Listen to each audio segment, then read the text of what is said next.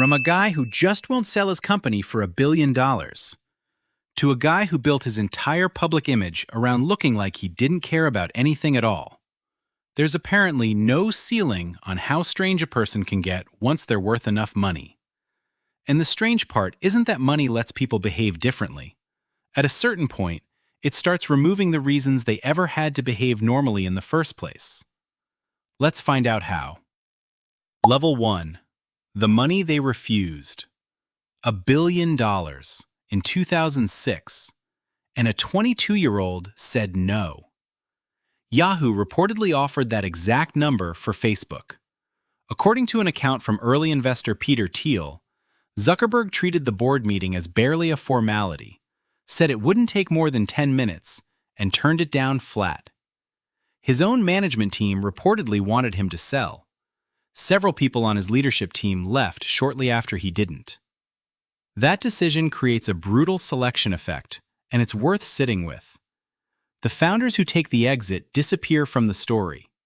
They cash out, they leave, and the world mostly stops watching them. The ones still competing at the extreme end are the people who kept refusing the reasonable off-ramps along the way. You're not looking at a random sample of talented people. You're looking at whoever didn't take the exit. Level 2. The King Complex. Harvard researcher Noam Wasserman studied hundreds of early-stage technology startups and found a recurring trade-off baked into nearly every one of them. The decisions that make a company more valuable, bringing on investors, hiring an experienced outside CEO, raising another round, very often require the founder to give up equity, control, or the top job itself.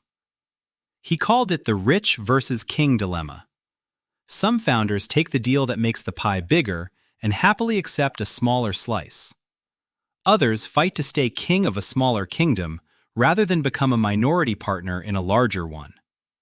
And the second group is exactly the kind of person this story is interested in. That creates the first real connection between these two levels. Refusing to sell at level 1 and refusing to share control at level 2 can be the same instinct wearing two different outfits. Level 3. The weirdness becomes a weapon. Picture this. Investors show up to pitch a young founder millions of dollars, and he greets them looking like he rolled out of bed 20 minutes ago. Wrinkled t-shirt, cargo shorts, hair he was reportedly told to cut before a TV appearance and refused to. He reportedly resisted the haircut, preserving the deliberately chaotic image that had become part of his public persona. That's the persona Sam Bankman-Fried built, before the fraud conviction that ended it. A disheveled, don't-care exterior that made him look too busy being brilliant to bother with normal grooming. Elizabeth Holmes, before her own fraud conviction, built the opposite version of the same trick. The black turtleneck associated with Steve Jobs and a deep, deliberate speaking voice a former employee has said wasn't actually her natural one. Two completely different costumes, same underlying move. Looking like an eccentric genius isn't always a symptom of being one. Sometimes it's just armor that makes people too intimidated to ask the hard question. Because 40 years ago, that costume wouldn't have gotten you funded. It would have gotten you laughed out of the building. Level 4. When being normal was part of the job. There used to be a much higher cost to looking strange in public if you ran a major company. A generation or two ago, the wealthiest people in most industries had to answer to unions who could organize against them, regulators actively hunting for the next antitrust case, and a public that expected a certain performance of seriousness from anyone running a company that size. Looking respectable wasn't optional. It was closer to a licensing requirement, which is a large part of why that era's fortunes got funneled into things like public libraries and civic monuments instead of, say, a manifesto about colonizing Mars. None of that machinery has disappeared entirely. Unions still exist. Regulators still exist. Antitrust cases still get filed. But for today's tech billionaires specifically, a surprising amount of that machinery has gotten easier to bypass, or simply doesn't apply to the kind of company they run. The social cost of looking strange didn't vanish because people changed. It got a lot cheaper to avoid paying. Level 5. Silicon Valley made weirdness cool. Level 3 was one person building a costume. This is an entire industry deciding the costume should be the uniform. Researchers studying tech culture have described the rise of what they call the geek celebrity, a public identity that bundles genius and social awkwardness into a single, marketable package. Somewhere along the way, an entire industry quietly rewired its own vocabulary. Awkward became intelligent. Obsessive became visionary. Detached became focused.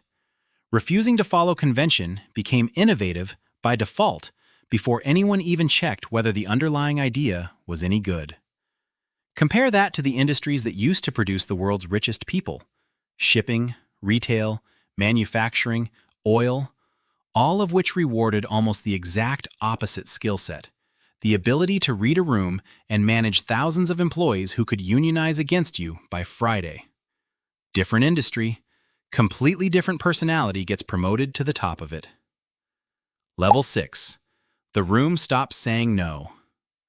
Here's the actual mechanism underneath all of this, and it's simpler than any of the last 5 levels made it sound.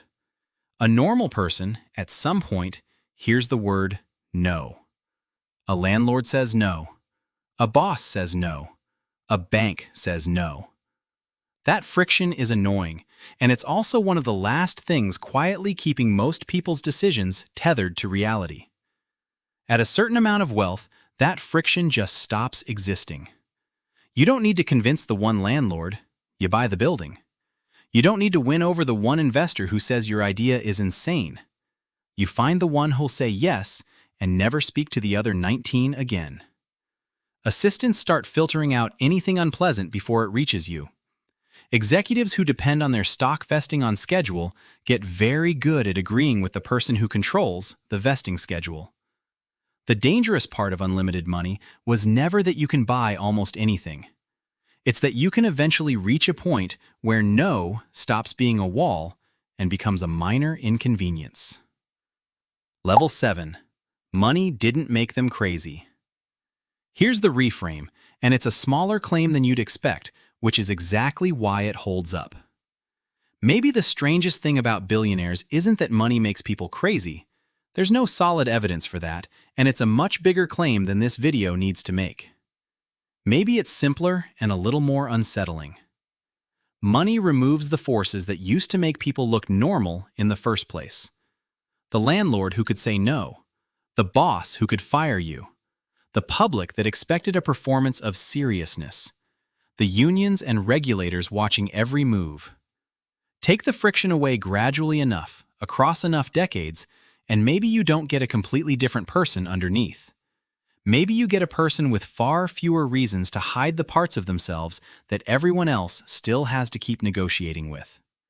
Somewhere out there, a young founder just turned down a life-changing offer, on purpose, for reasons that sound completely insane to literally everyone he knows. Give it a decade. Someone will call that decision genius. More of this in my books. QR's on screen. See you in the next one.